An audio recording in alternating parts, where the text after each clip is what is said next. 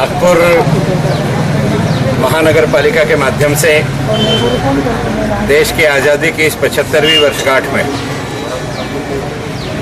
गणतंत्र की 72वीं वर्षगांठ, नेताजी सुभाष चंद्र बोस की 125वीं जयंती, इस त्रिवेणी संगम के पावन पर्व पर आज हमने एक अनूठा उपक्रम शुरू किया है।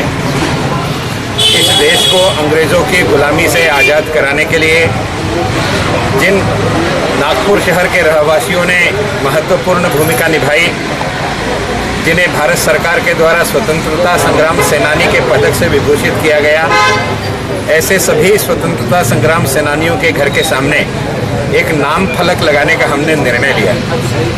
आज दादा ने स्वतंत्रता संग्राम में भाग लिया था, इसकी जानकारी घर के बच्चों को भी नहीं है। आज़ादी के बारे में लोगों को कोई जानकारी नहीं है।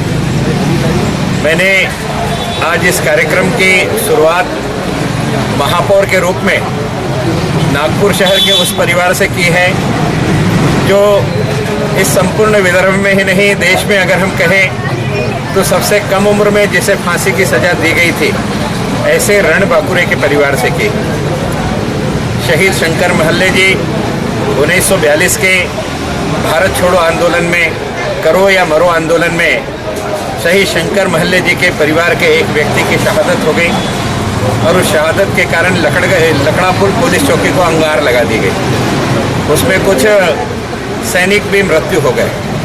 ब्रिटिशों का अत्याचार पूरे बस्ती में हुआ और पूरे बस्ती में अत्याचार होने के बाद ये नौजवान अपने घर से बाहर निकला और इसने कहा कि उस चौकी को मैंने अंगार लगाई है, कारण जो दुर्घटना हुई है वो मेरे परिवार के साथ हुई है, इसलिए बस्ती के किसी को परेशान मत करो।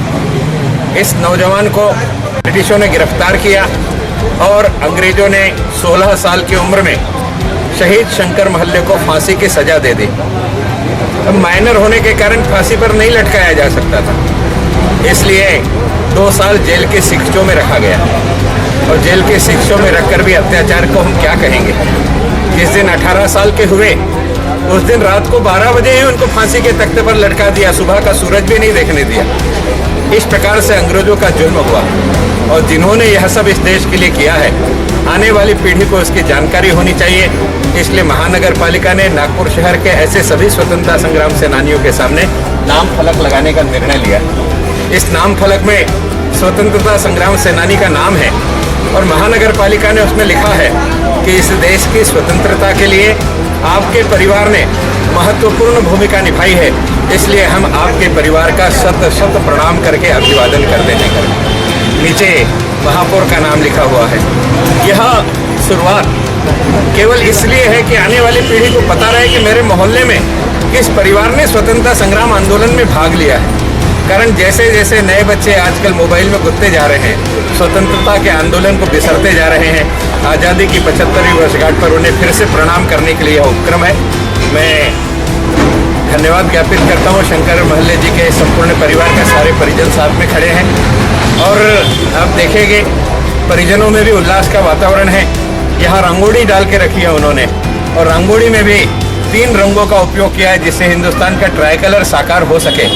ये सारा वातावरण शायद इस घटनाक्रम के कारण ही संभव हो सका। आज़ादी कैसे प्राप्त हुई और लोगों को बताना जरूरी है, उस दिशा में महानगर पालिका का यह एक कदम है। मैं समस्त नगरवासियों की ओर से नागपुर शहर के रह रहे समस्त स्वतंत्रता संग्राम सेनानियों के परिवार का नमन करता हूँ।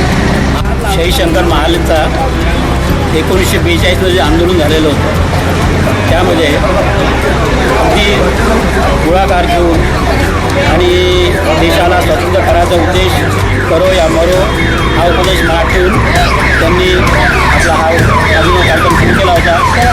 त्यामध्ये शहीद शंकर महल्ले यांना फाशी झाली होती।